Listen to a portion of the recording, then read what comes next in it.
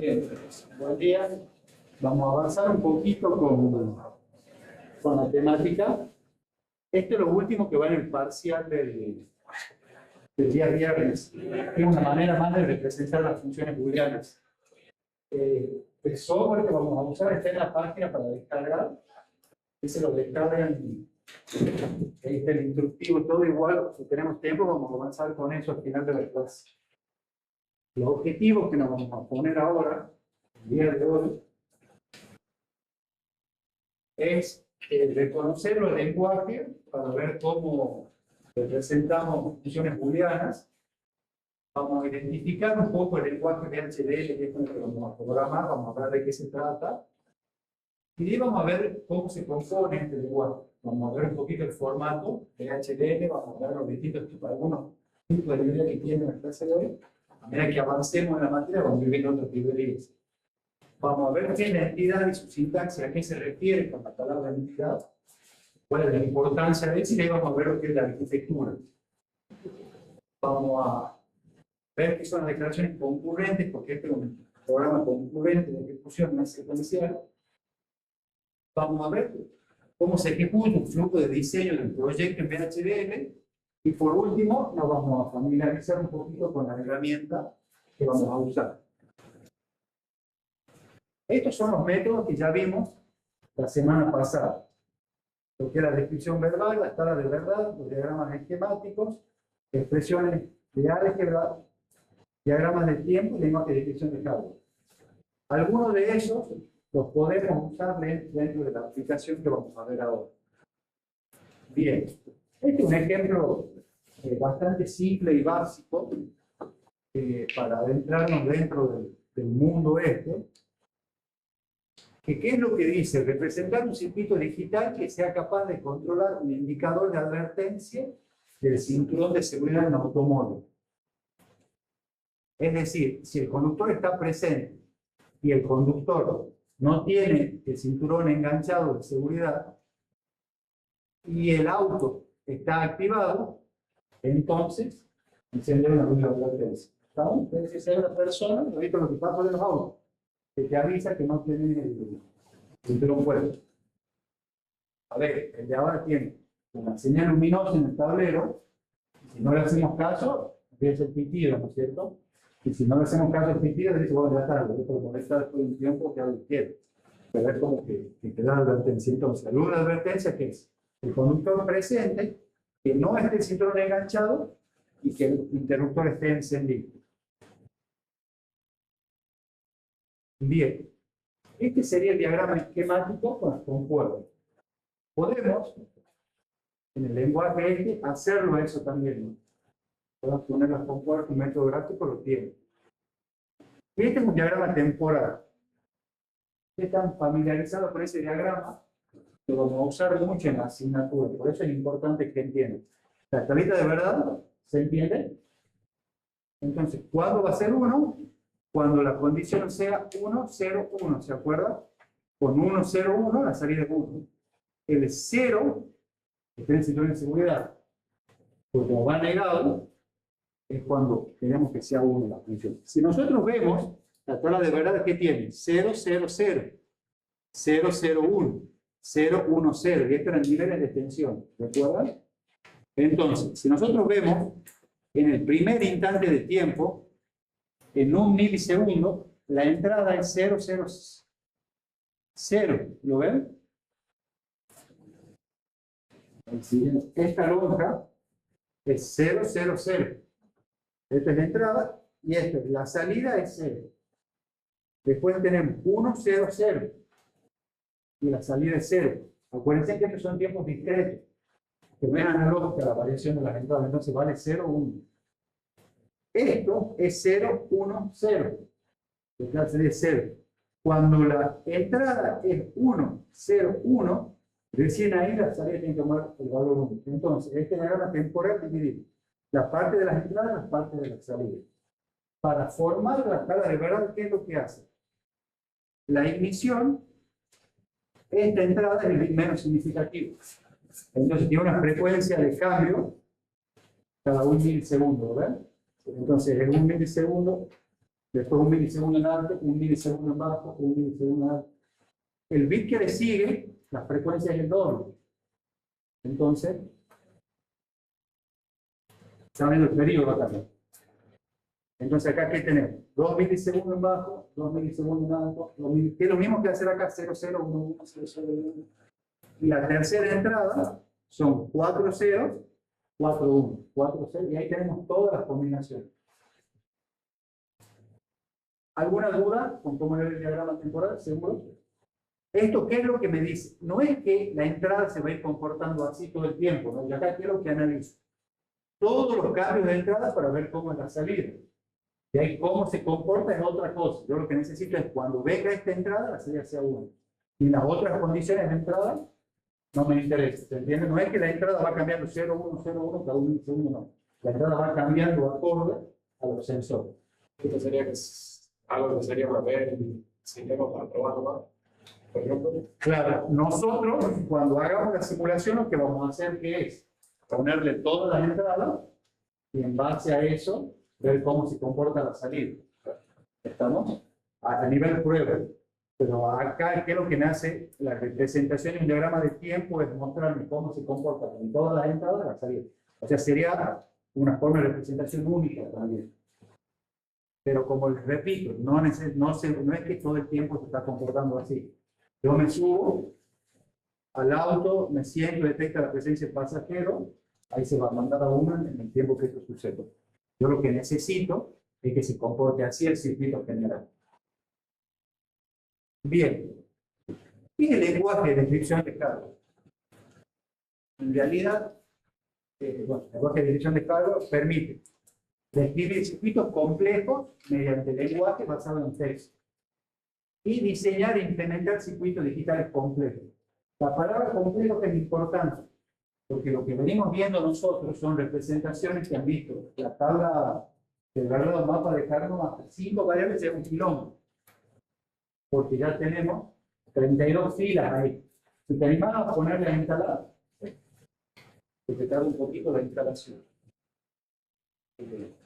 Lo último nos sale un mensajito complicado, pero ves que se ha descargado la carpeta entera, no debes tener problemas.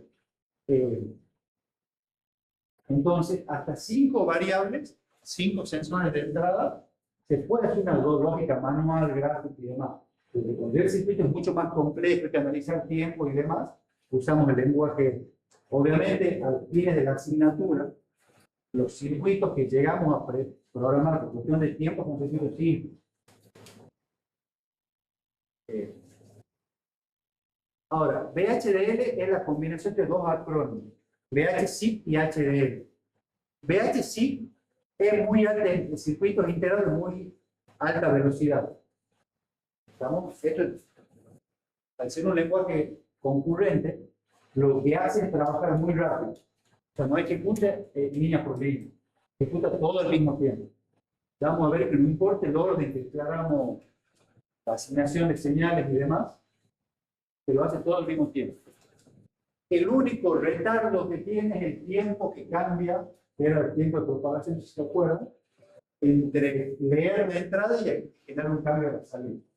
El lenguaje propio. Pero acá lo que nosotros estamos programando no solo es software y hardware. O sea, lo que me permite la FPGA es asignar solo los recursos que yo tengo. Se tienen muchos recursos disponibles, pero me lo va a asignar lo que yo necesite, en la posición que yo necesito. Ustedes han visto que los otros micros y demás, ¿qué es lo que hacen? Ya tienen recursos específicos, con fines específicos asignados. Entonces yo quiero, ya viene con un conversor AD, yo veo qué fines son esos, ya veo qué fines es tal cosa. Esto no, yo tengo que asignarle todo. Yo no solo programo software, yo también tengo que asignar el hardware después. Entonces, VHDL es la combinación de dos acrónimos de circuito integrado de muy alta velocidad y de lenguaje de descripción de hardware. En base a eso es la cosa. El lenguaje concurrente, que es lo que les comento un poquitito, se implementa hardware y no software. Todas las señales, claro, bueno, acá lo engloba directamente en el hardware. Todas las señales integran en paralelo. ingresan en paralelo. Todas las tareas del circuito digital se hacen en paralelo. Lo que les comentaba, se ejecuta todo en un momento instantáneo. Cuando es señales, cuando es variable, cuando es señales, tarda el tiempito entre la entrada y la salida. La velocidad de la ejecución del programa depende solo de la rapidez del circuito digital y de los retardos de propagación de las señales de salida que responden a las señales de entrada. ¿Estamos? O sea, solo el tiempo físico que tardan los electrones en moverse, digamos. Bien, esto es lo importante del lenguaje. Es la estructura o el formato de archivo. ¿Qué es lo que tenemos nosotros? Tenemos una caja negra, que es donde va a estar, cómo va a funcionar y todo, que era parte de la arquitectura, si le queremos llamar, cómo se van a vincular la entrada con la salida. Pero ¿qué es lo que nos interesa siempre a nosotros? Porque nosotros nos estamos vinculando con un medio físico. Son las entradas y las salidas. ¿Estamos? Porque si algo es tanto que no queda la nada, no tiene entrada y salida, no tiene sentido en sí. Entonces, nosotros tenemos las variables de entrada, que es lo que va a venir de afuera. Puede no tener variables de entrada también, el circuito que esté generando algo constantemente. Y las variables de salida. Las variables de entrada y las variables de salida las vamos a declarar en la parte que se la llama de entidad. Eso va a estar dentro de una entidad. Y todo lo que es el componente está dentro de lo que se llama una arquitectura. El formato de archivos, ¿qué es lo que tenemos? Los comentarios, que tienen todo el lenguaje de descripción. Entonces, los comentarios no generan hardware, no generan nada. Es algo para que si yo agarro mi programa de acá, un año, 2 años, una semana, un día posterior en un asado, me acuerdo qué es lo que hacía. Porque recuerden, estos circuitos son circuitos complejos. Se entiende que está pensado para desarrollo grande. Entonces, ¿qué es lo que hacemos? Ponemos guión, se pone en verdecito y ahí escribimos qué es lo que está haciendo o de dónde proviene. Como les repito, es para cuando hagamos un programa sepamos de qué estaba hecho y no ponernos a estudiar de nuevo todo el lenguaje. La definición de biblioteca, tenemos la declaración, las bibliotecas, ¿qué es lo que hacen? Me traen algo ya armado. Yo quiero traer un tipo de señal, algo que ya alguien lo diseñó, entonces lo pongo en la biblioteca y ahí ya me da la apertura. Entonces, definición de tipos de datos y permite diseños jerárquicos. ¿Qué es un diseño jerárquico? Yo tengo un problema a resolver contratado con el trabajo. Lo puedo encarar al trabajo como tal. O puedo ese problema resolverlo como muchos problemitas pequeñitos. Entonces, el problema que hay, ¿qué es lo que hace? Integra todos los programitas chiquititos. Si alguna vez hicieron una página web o algún diseño, lo que hacen es agarrar paquetes, lo integran y después lo llevan en un solo programa. Esto es lo mismo. Lo ideal es un diseño jerárquico que no sea un programa chorizo. El programa principal sea las pocas líneas y yo esté llamando muchos subprogramitas. Entonces, ¿qué es lo que hago yo con eso? Que cada programita chiquitito lo resuelvo y lo pruebo. Si anda bien, ya lo uso en programa final. Entonces, yo voy también disminuyendo errores. Si el programa grande no me anda, no se va a tener problema. Van a poner a filtrarlo entero. Por ejemplo, queremos hacer una alarma con un teclado matricial en la pantalla LCD. ¿Qué es lo que vamos a hacer? Vamos a hacer el diseño del teclado matricial. Vamos a probar que anda, que las teclas asignadas sean los problemas. Después vamos a hacer un diseño de la pantalla. Vamos a ver qué anda. Y después todo eso lo vamos a integrar en un solo programa. ¿Se entiende? Esa es la idea de las bibliotecas. La definición del componente dice definición de entrada y salida, es la entidad. Ahí vamos a declarar todo lo que es externo a mi sistema, es decir, todo lo que va a venir como sensor y todo lo que vamos a ejecutar como actuador. Y la definición lógica del componente va en la arquitectura, que es cómo va a funcionar el componente. O sea, yo cómo quiero que vincule esas entradas con esas salidas. Si hay algo que no se entienda, me interrumpen, así lo vemos en más detalle. Bien, esta es una asignación bastante simple. ¿Qué es lo que hace? Llama a la librería IEEE. La IEEE tiene muchos paquetes. Entonces, usamos solo lo que necesitamos. Ustedes entran a las ayudas y demás de eso, tienen muy buena ayuda, software este. Ahí les explica todos los paquetes que tienen, para qué sirve cada uno.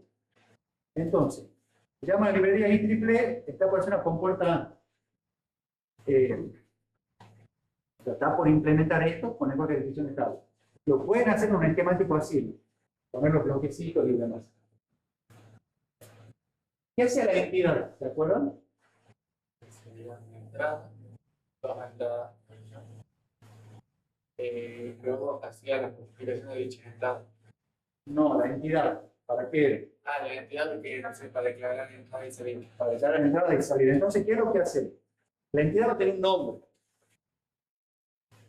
Se llama, no ustedes quieren, compuerta A en este caso. El nombre de la entidad tiene que ser el mismo del nombre del proyecto. Entonces, cuando hablamos de programita, vamos a ver de qué se trata. Entonces, el nombre de la entidad es este. Y acá declaramos los puertos. Los puertos de entrada y salida. Después se pone por. Hay plantillas para esto también. Igual el software es bastante amigable.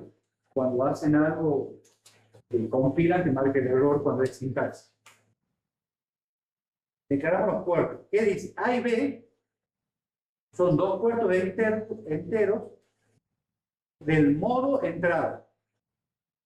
El modo puede ser entrada, salida o baja. Entonces yo digo, A y B son entradas del tipo stdlogit. Ya vamos a ver qué es una stdlogit. Si acá poníamos in bit, entrada bit, no era necesaria esta librería. Esta librería solo es necesaria porque estamos usando un stdlogit. ¿Estamos? Un tipo stdlogit. Y acá, ¿qué es lo que hace en entidad? ¿Qué es la entidad? Con esto, yo ya he declarado mis entradas y mis salidas. A y B son entradas y son salidas. ¿Lo ven? Si yo a esta salida le voy a asignar estas entradas, tengo que ver que sean de tipos compatibles, ¿no? Si no, ver cómo asignamos. Una vez que tenemos señales, tenemos vectores, tenemos bits. Y acá, ¿qué es lo que hacíamos en la arquitectura? ¿Cómo se iba a comportar el circuito? ¿No es cierto? Entonces, ¿qué es lo que hace? Le pone nombre a esta arquitectura y le pone la arquitectura Pepe, Rosa, lo que ustedes quieran, a compuerta A de tal entidad. O compuerta A is. ¿Qué es lo que ponemos? Un begin y le dice a la salida, ahí le asigno A and B. ¿Lo ven? Entonces acá estamos haciendo una asignación simple, a la salida le asigno B. Y cerramos la arquitectura. Esa sería la forma en VHDL, obviamente bastante simple, ¿no? No vamos a usar un VHDL porque nos comporta elementos esenciales en VHDL.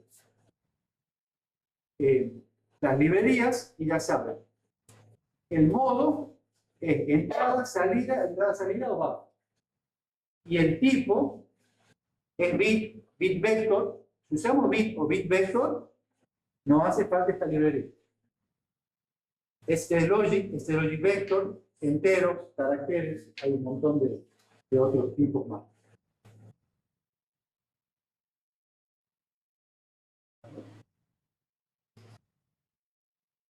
Bien, entonces, la librería, la entidad y la arquitectura. El esquema de la arquitectura. Obviamente, dentro de la arquitectura, podemos agregarle varias cosas, podemos declarar varios tipos de comportamiento. Después de la arquitectura va la parte declarativa. Acá podemos poner lo que son las señales. Las señales son valores intermedios dentro de la arquitectura. ¿Estamos? Podemos tener más de una arquitectura en un programa,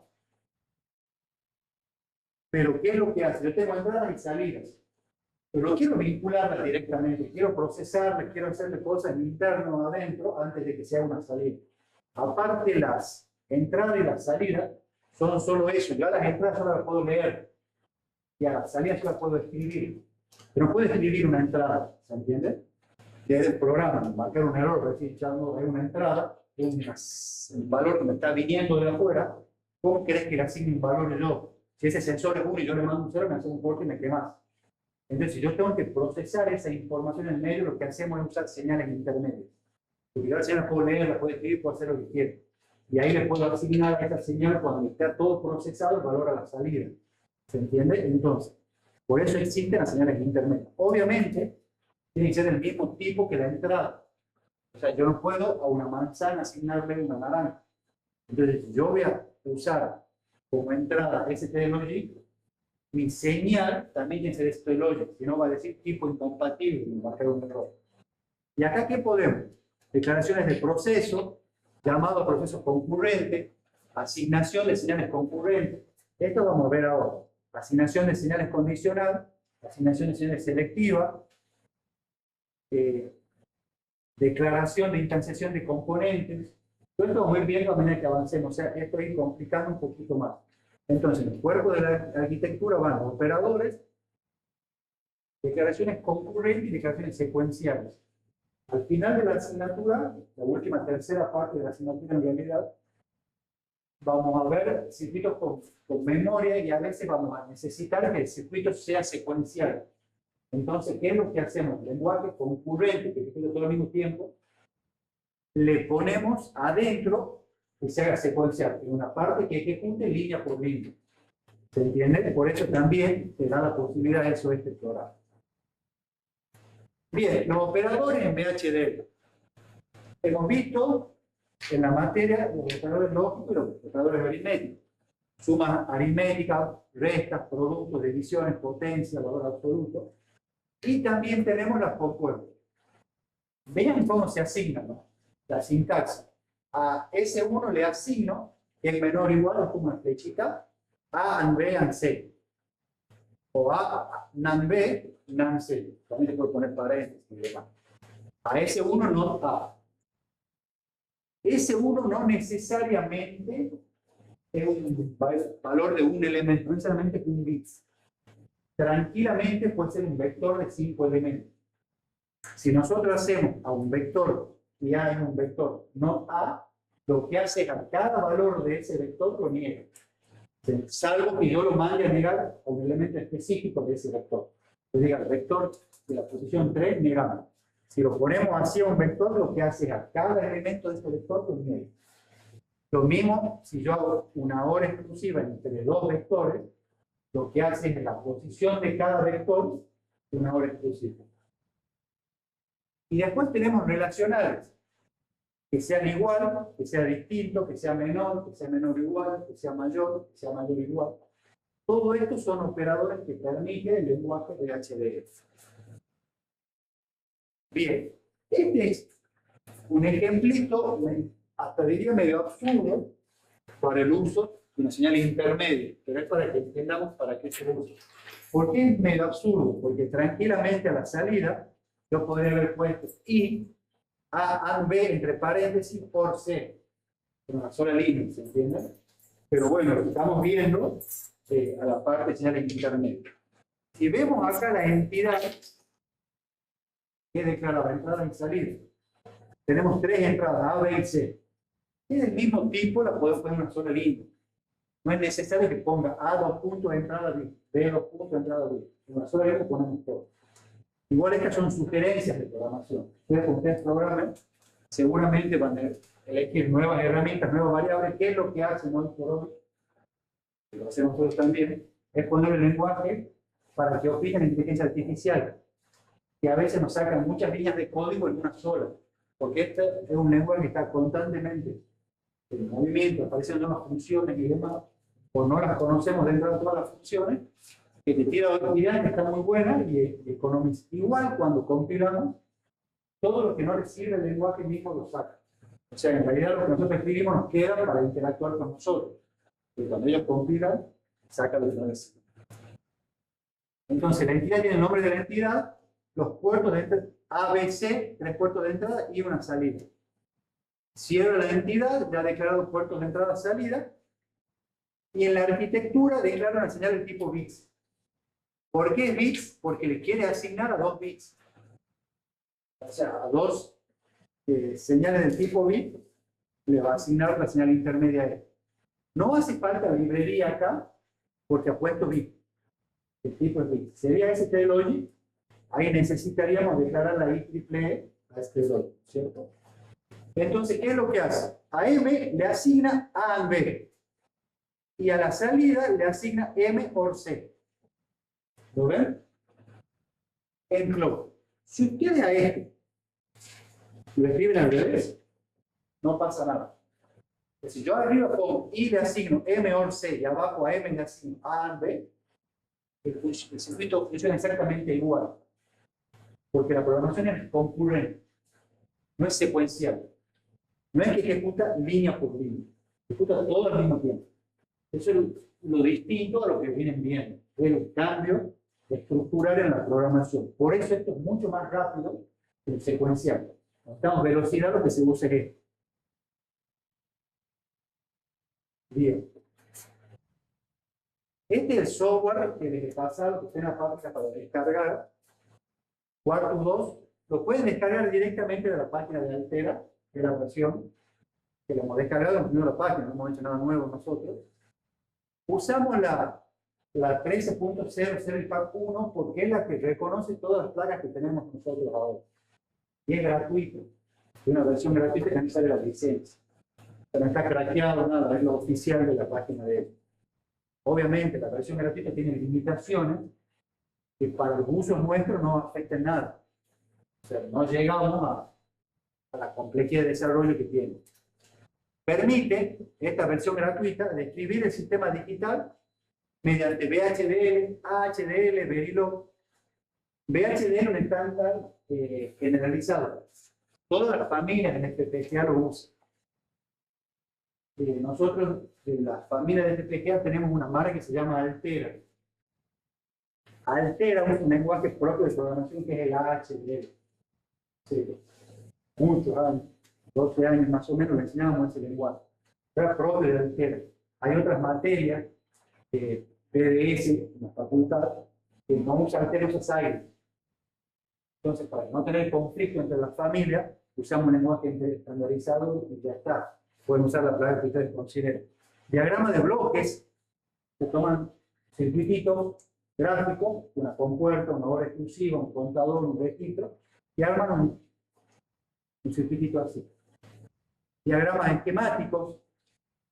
Entonces, todo eso podemos programar. Podemos hacer un lenguaje en diagrama de bloque, en VHDL, y después lo unimos en suelo jerárquico también. El software ya permite compilar, es el mismo software, nos compila y nos saca los errores. Nos permite verificar que el funcionamiento sea el correcto o no. Y obviamente ese mismo software también nos permite programar. Con el software hacemos todo lo necesario para la asignatura. Y bueno, esto sería una especie de diseño jerárquico que le aportamos al diseño jerárquico bloques pequeñitos. Bien. Presentación de datos en HDL. Nosotros tenemos que decirle al software en qué le estamos mandando la información. Si es en binario, si es en hexadecimal o si es en decimal. ¿Estamos? Pero hay que tener cuidado si necesitamos o no una librería para trabajar según el desarrollo. Entonces, si yo estoy en binario, bueno, HDL no lo vamos a usar en VHDL, es 101, lo que significa es el 5. En hexadecimal, el 101, en hexa ya no es el 5, es el 257. Y en decimal, el 101 es el 101. Por eso es importante ver en qué idioma estoy manejando, porque si bien en binario es solo 1 y 0, en todos los otros sistemas ese 1 y 0 tiene un valor distinto y una operación distinta. Bien, arreglo de bits para vectores. Ya hablamos un poquito de vectores. Yo voy a declarar un puerto de entrada del tipo bits. Lo que tenemos, en ese caso,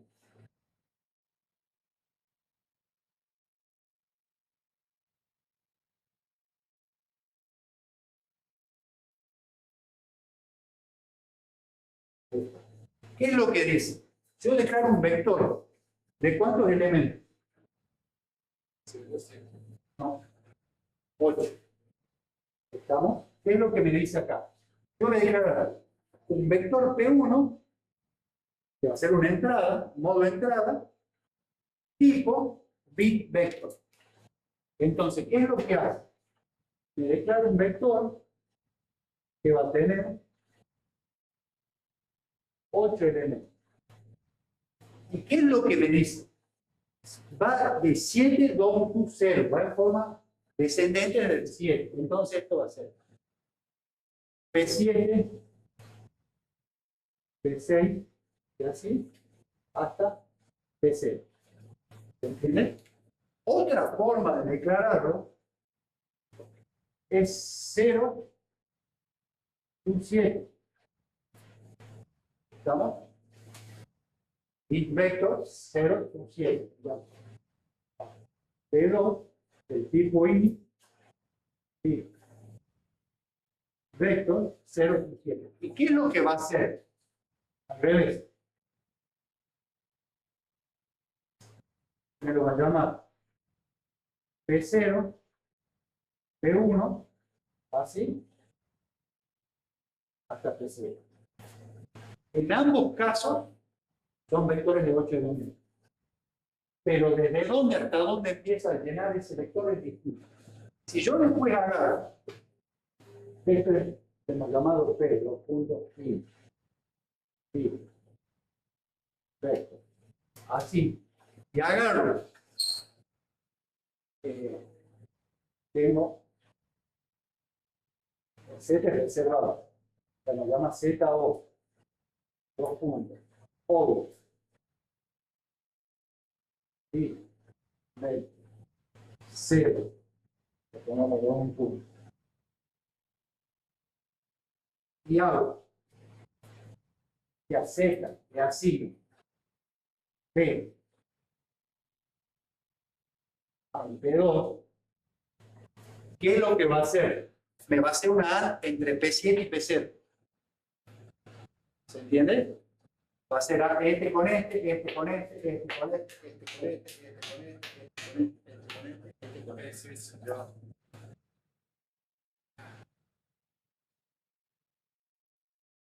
Y 5 a 0. Claro, En la salida. de la salida. Ese 0 damos un 7. Claro, porque es como el asignar el vector de salida. ¿Estamos? Entre comillas, porque muy probable me diga que la asignación de este vector está al revés. ¿Estamos? Justo acá estoy vinculando dos vectores que se están asignando al revés.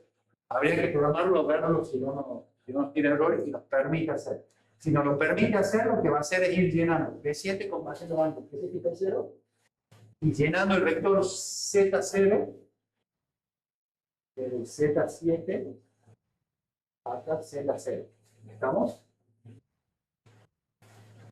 Entonces, hay que tener cuidado para ver sí o sí ¿qué es lo que podemos hacer también? Asignar aparte de un vector. O sea, yo he declarado un vector de 8 elementos, pero yo no quiero escribirlo desde P7 hasta P0. Yo puedo escribir 5, 2, 0. Entonces escribo solamente 6 elementos, ¿se entiende? En la parte declarativa de la entidad, sí o sí lo hago de 8 elementos. Pero yo en la parte de arquitectura no necesariamente puedo querer modificar todos los valores. También, ¿qué puedo hacer? Declarar 2 entradas de 4 elementos. De P3 a P0 y P3 a P0. Y en la salida, el bit vector, supongamos 3, 2, 0. Y acá lo tengo, otra entrada, 3, 2, 0. Todo esto en la entidad, ¿no? Y yo a la salida, acá he puesto el revés. Y tengo 7, 2, 0.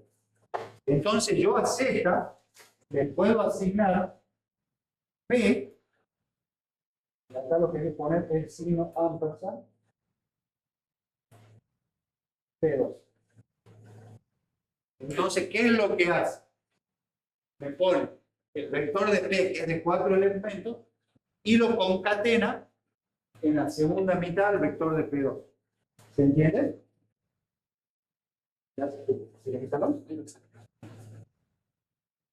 ¿Se entiende más o menos eso de vectores?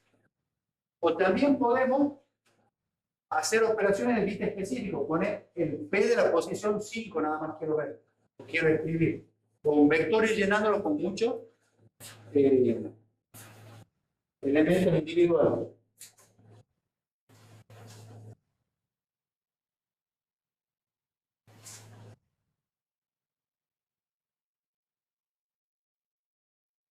Eso era un programa. Vamos a una distinta, a ver si me deja operarla genialmente. Bien, librerías. Acuérdense que cuando necesitamos algo ya desarrollado, usamos las librerías. Hay normalizadas.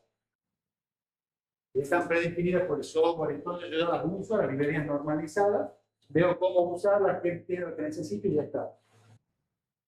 Después definidas por el usuario. Es decir, yo ya creo y declaro matricial. Ya lo tengo yo declaro, todos los programas declaran. Entonces yo lo declaro, lo guardo y cuando necesito lo llamo directamente. Vamos a ver cómo se hace eso. Y se usan para diseños jerárquicos. Ya llamamos muchos diseños nuestros y solamente lo usamos. La sintaxis es librería, el nombre de la librería y el uso de qué parte de esa librería voy a necesitar. Porque la librería por lo general tiene muchos programitas pequeñitos, le llamamos así, entonces yo digo cuál de todo eso voy a llamar para no estar usando recursos innecesarios. Bien. Hemos visto el STLogic. Y el STLogic es un tipo de dato que no solo define un 0 y un 1. También define, por ejemplo, el estado de alta impedancia. Recuerden que vimos alta impedancia acá. Un no importa, una indiferencia. Una que esté sin inicializar. Un valor desconocido. Después llama desconocido débil, un 0 débil, un 1 débil. O sea, como que no tienen el puchero suficiente para hacer un 0 o un 1 todavía. Pero que me lo tome como tal. Por eso es que a veces muchos lo usan STLogic. Porque no solo quieren el 0 y el 1 como dice, sino capaz de como digo, quieren, no me interesa si venga 0 o 1. Lo llaman el diferente. Pero vengo 0 o 1, me da igual. El de alta impedancia y demás. ¿Ven? Cuando se define qué es lo que yo considero lo que es 1. No. Pueden medir esos valores en entrada. Entonces, si vienen esos valores, no me lo toman. El otro es solo si viene un 0 o viene un 1. Acá ya te da la posibilidad de alta impedancia, el otro, del manejo del otro lado. Pero a los fines nuestros, vamos a usar unos y ceros. No lo vamos a quedar a implementar, sí a programar, no a implementar. Tipo predefinido en el estándar IEEE 1164, representa una lógica multivaluada de 9 valores. Además del 0 y el 1, posee alta impedancia, desconocido, sin inicializar, entre otros. Igual que se permite crear un vector de bits, se puede crear un vector de STLogic. Voy a poner bit vector, se le pone STLogic vector.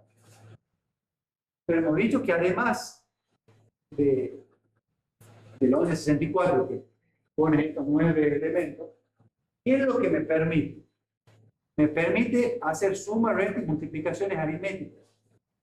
Yo quiero operar aritméticamente dentro del programa, tengo que llamar la IEEE y abajo agregar el paquete STLogic aritmético.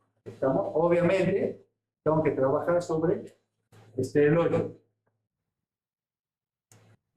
Representación binaria pura, elementos sin signo, o sea, variables que van a ser puramente binarias o que sean signadas, en complemento a 2, valores positivos y negativos. O sea, quiero operar en complemento a 2, tengo que agregar el paquete STLogic sign.2.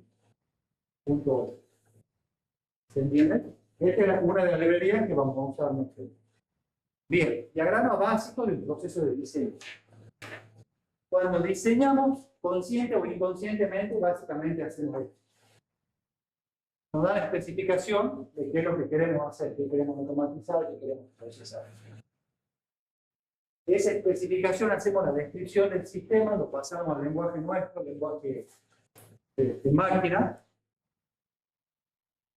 Compilamos. En la compilación, ¿qué es lo que va a hacer? Me va a detectar errores de sintaxis, básicamente. Entonces, si nosotros tipeamos, en vez de asignar a la salida menor o igual, ponemos 2 puntos igual, nos va a decir error en la línea 28. Vamos a la línea 28, vemos qué es lo que pasa y ahí lo depuramos. Solo son errores de sintaxis. Como he hecho una compuerta de tipeo, le hemos dado mal, porque he visto mal, ese es el problema no. Por eso hacemos una simulación funcional. Vemos que el funcionamiento sea acorde que necesitamos nosotros. Si el resultado no es previsto, volvemos a tomar el lenguaje. Porque algo lo he hecho mal. En el teclado presionamos el 4 y se marca el 3, entonces hay algo mal en el desarrollo nuestro. Entonces tomamos. Una vez que la descripción, la simulación funcional es la correcta, vamos y hacemos una simulación temporal. En la simulación temporal tenemos dos. La estática temporal y la temporal pura. En la estática temporal, ¿qué es lo que me va a ver? Me va a ver básicamente los retardos de la compuerta. ¿Y qué es lo que preguntamos? Si el resultado del previsto o no. Si yo tengo A' en los tiempos,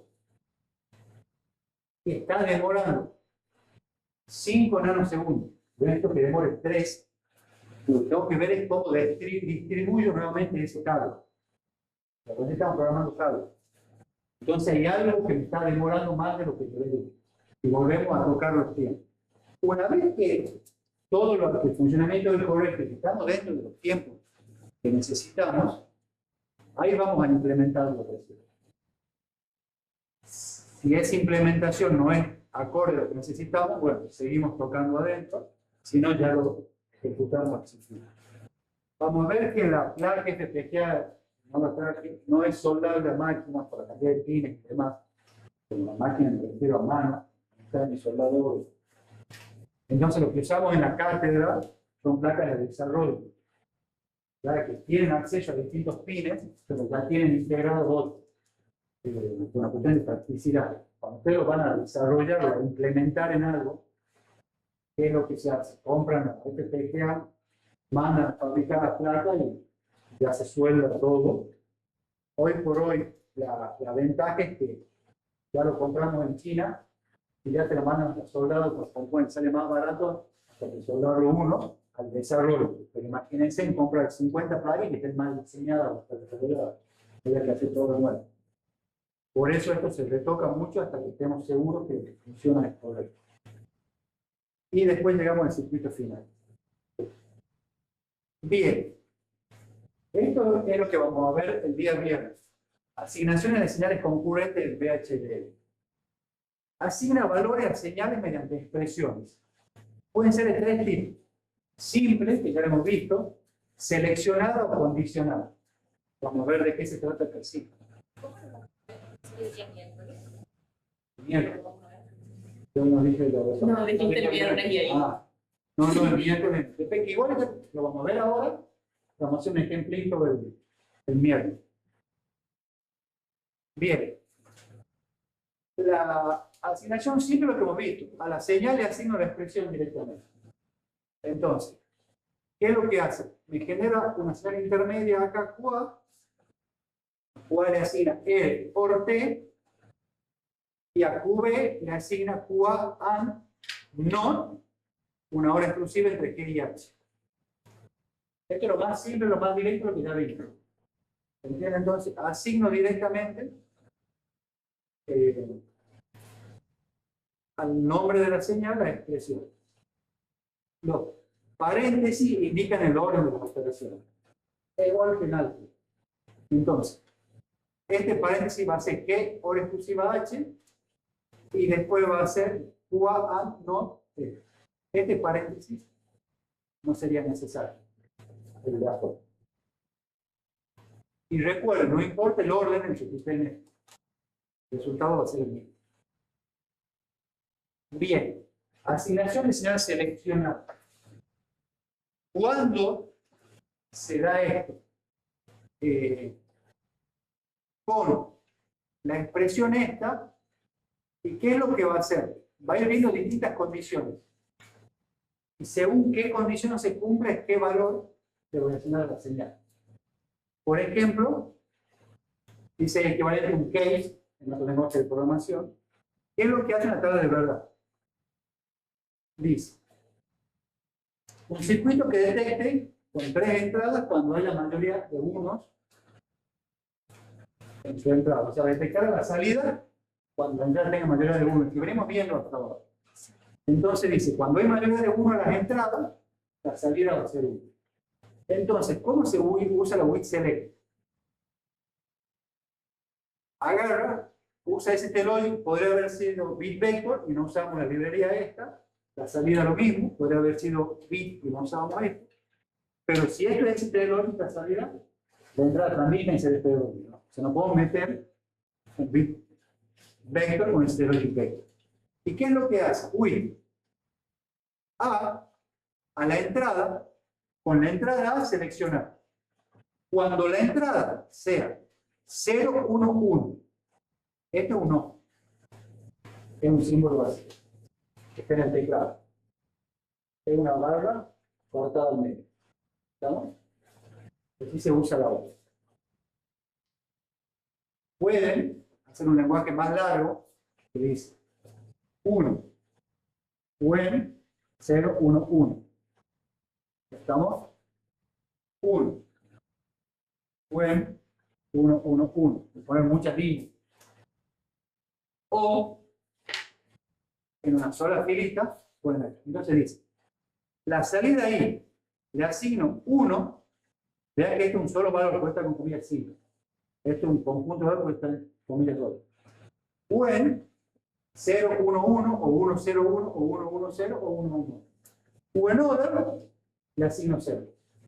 En todos los otros casos de la entrada, de que el vector este A tiene que tener 3 elementos, en todos los otros casos le asigno 0. Podría haber escrito al revés también, que a la salida ahí le asigno 0 o en tales condiciones o en other 1, sí. Entonces, obviamente, siempre vamos a elegir acá el que menos elementos tenga. Juntos son 4 y 4. Pero si hubiéramos tenido 2 de 1 y 6 de 0, hubiéramos puesto los 1. Si hubiera tenido 3 de 0 y 5 de 1, hubiera puesto los 0. ¿Se entiende? Cierro la arquitectura. ¿Se entiende la asignación seleccionada? Entonces, esto lo usamos mucho para tablas de verdad. Ciertas condiciones que cumplan. Y por último, en la asignación de señales condicional. ¿Qué es lo que yo hago? Yo lo condiciono. Cuando venga una entrada de control, puede ser 0, 0, quiero que haga una hora exclusiva entre las entradas. Si viene una 0, 1, quiero que haga una compuerta A. Si venga una 1, 0, una compuerta hora exclusiva y una 1, una compuerta X NOR. Entonces, si diseñar un circuito, la sintaxis es esto, when else, acá es with select. Diseñar un circuito lógico que dependiendo de las entradas de control C1 y C0 se obtenga en la salida ahí la operación lógica correspondiente de las entradas A y B. Entonces, ¿qué es lo que hace? Declara los puertos de entrada. A y B son entradas. C1 y C0 también son entradas, ¿no? Porque C1 y C0 son entradas de control. Obviamente, C1 y C0 van a ser bit. Bueno, A y B también la pone bit, podría haber sido un vector de elementos. Entonces, declara la librería, pues logic, declara la entidad. A C lo hace un vector directamente, 1, 2, 0. O sea, podría haber puesto C1 y C0 también tranquilamente, y ahí lo hace salir. Cierra la entidad de declaración de puertos de entradas y salidas y empieza con la arquitectura. Y a la salida le asigno A OR B cuando la entrada sea 0, 0. Es a la salida de así A en B cuando sea 0, 1. A una hora exclusiva cuando sea 1, 0. Y acá lo cierro porque pone las 4 condiciones. Podría haber puesto A, X, NOR, B o en otro. También, en cualquier otro caso. Obviamente el caso del que hablo es uno 1. ¿Se entiende? ¿Qué es lo que hay que tratar de no dejar? Condiciones abiertas. Porque cuando hay condiciones abiertas, tiene que recordar cuál es el valor anterior, que eso genera memoria. Lo que hay que tratar en todo esto es de cerrar siempre. ¿Se entendió la asignación condicional? La sé. Igual de las tres vamos a ver la clase que viene en el PP. ¿Hay alguna duda sobre esto?